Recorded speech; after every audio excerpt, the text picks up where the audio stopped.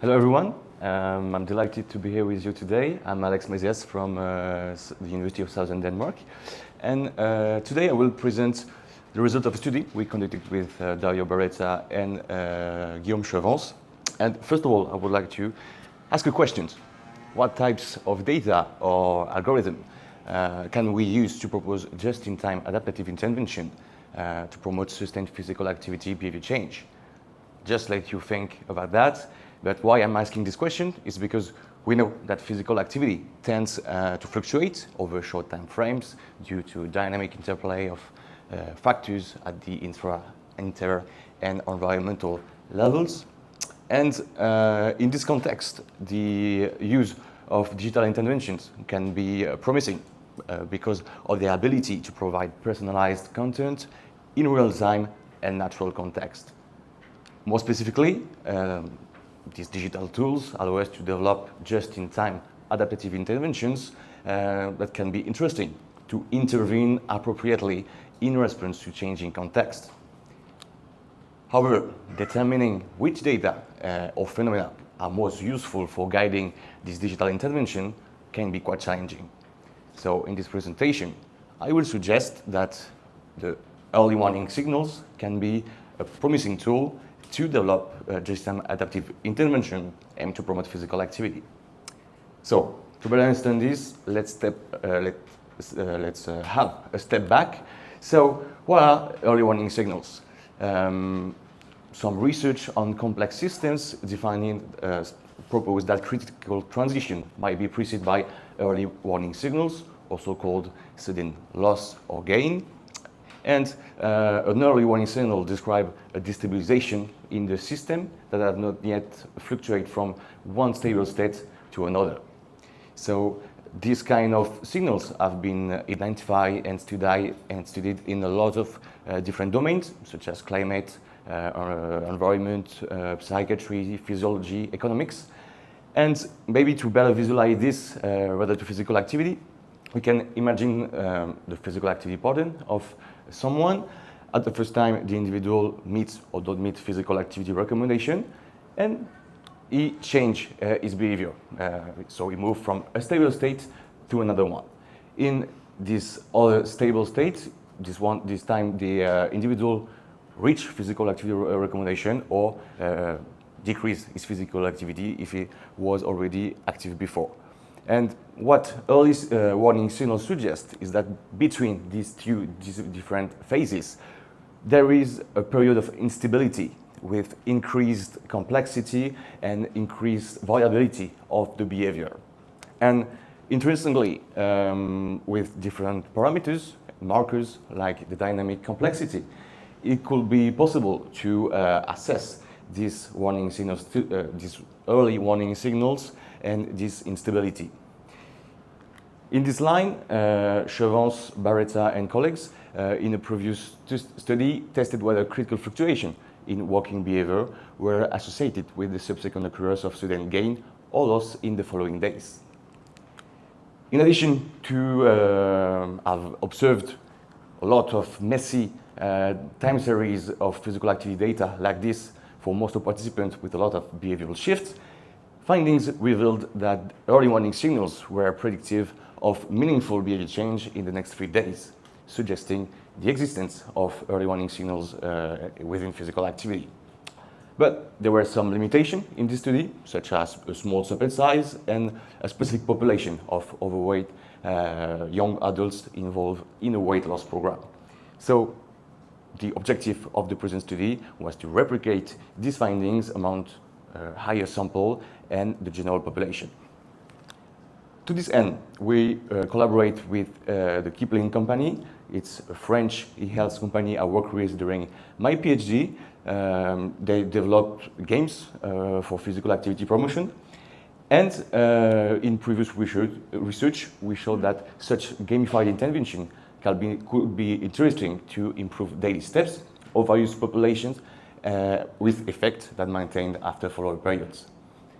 So, in our study, we used a data set of anonymous participants who had registered for a Kipling program and had given consent for their data to be collected and used for research. So we obtain daily step count of the participants and computed time series for each participant. To ensure data quality, we kept only time series with at least 90 days with less than 20% of missing observation. So, in final, we worked on a final sample of more than 21,000 participants. For the data analysis, there were two different phases. The first step was to identify the sudden losses in the individual time series. So we define these sudden losses as a 30% reduction in step, lasting at least 7 days using a regression tree algorithm. So even if the 30% number is quite arbitrary, it was based on the initial paper and sensitivity analysis that showed that was the better indicator. In the second step, we compute the early warning signals of critical fluctuation using a dynamic complexity algorithm. There are several markers in the literature, but we choose to use the local dynamic complexity as it was quite used in previous behavioral research. So when we had these two elements for each time series of the individual, we tested using generalized linear mixed effect models if the early warning signals were predictive of these sudden losses in the following days.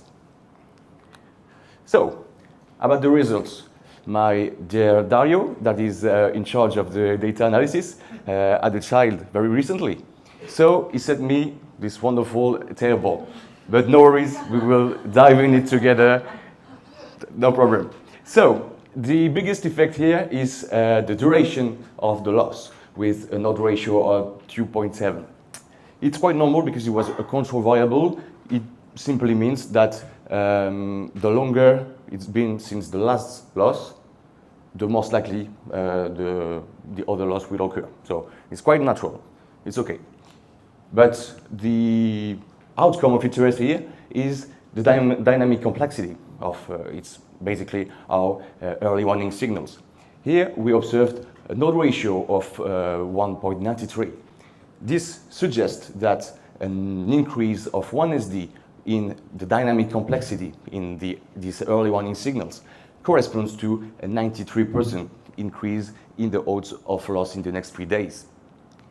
Also, we observed some significant effects for gender, meaning that women observed more losses than men. On weekends and holidays, meaning that people had more losses during weekends and holidays, and a negative effect for games, meaning that participation in the keeping intervention was negatively related with the occurrences of losses, suggesting a protective effect of the intervention on sudden losses. So, to summarize, this study replicated previous findings with a higher effect size, suggesting that sudden losses in walking behavior can be anticipated with some accuracy from the analysis of critical fluctuation or early warning signals computed from physical activity behavior 3 days in advance. Also, from a more applied perspective, it highlights the interest in gamified interventions such as Kipling to boost daily physical activity and reduce sudden losses among participants. But maybe most importantly, these findings support the development of digital just-in-time adaptive intervention based on early warning signal detection. We can, therefore, imagine an intervention where, by monitoring daily step count and using algorithm to detect these early warning signals, it could be possible to send alerts, motivational messages, gamified elements that could help people to counteract these losses in their physical activity. So, huge thanks to Guillaume and Dario for their big work on this project. As you've seen, this is a fresh and ongoing project. So if you want to have a more closely look at the protocol, it's pre-registered on OSF, and you can follow us on the social media because hopefully the preprint will come soon. Thank you so much for your attention.